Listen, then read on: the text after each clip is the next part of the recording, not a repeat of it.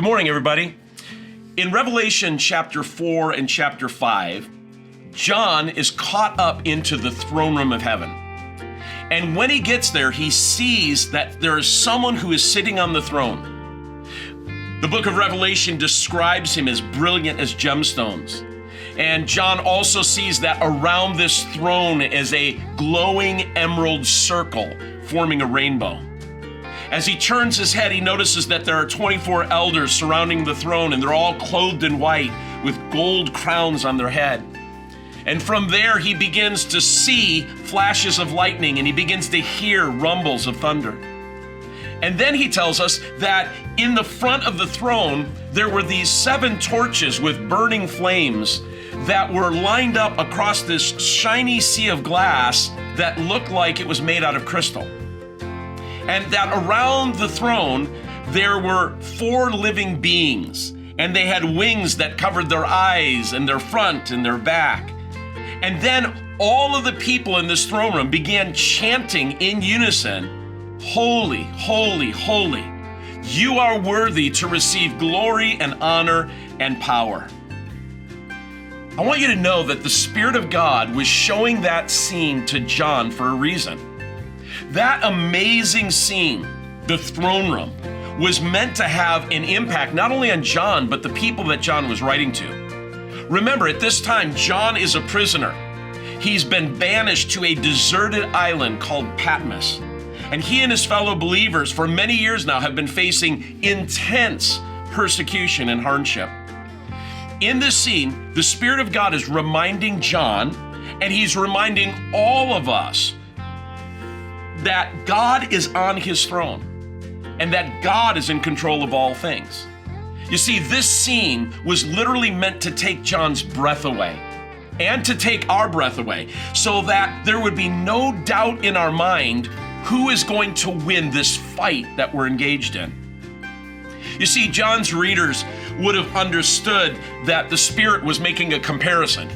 The Spirit was comparing the throne room of Jesus to the throne rooms of the emperors of Rome. And the statement the Spirit of God was making was this: there's no comparison. Jesus reigns supreme above them all. Imagine how that vision, imagine how seeing the throne room would have lifted John's spirits, would have encouraged him as he was on that desolate island, and how it would have encouraged the people that he was writing to who were under great persecution. Today, I want to just encourage you to let John's vision of the throne room encourage you as you face difficulties. I want you to know that Jesus is firmly on the throne today.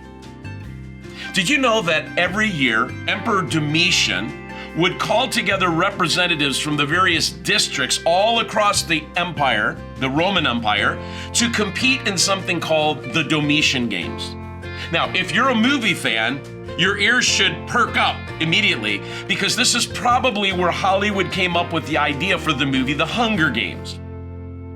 The opening ceremonies, if you can imagine this, of the Domitian Games were filled with pomp and circumstance, where 24 elders and choirs of singers dressed in white would sing their worship to Emperor Domitian as he entered the arena. And do you know what they would sing?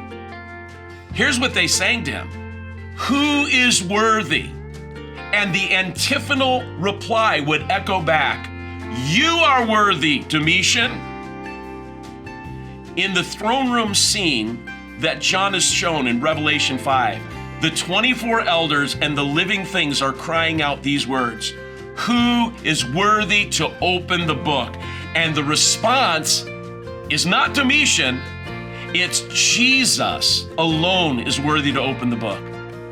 The Spirit is making a point to all of the readers of Revelation. Domitian, nor any other emperor, king, president, or ruler is worthy.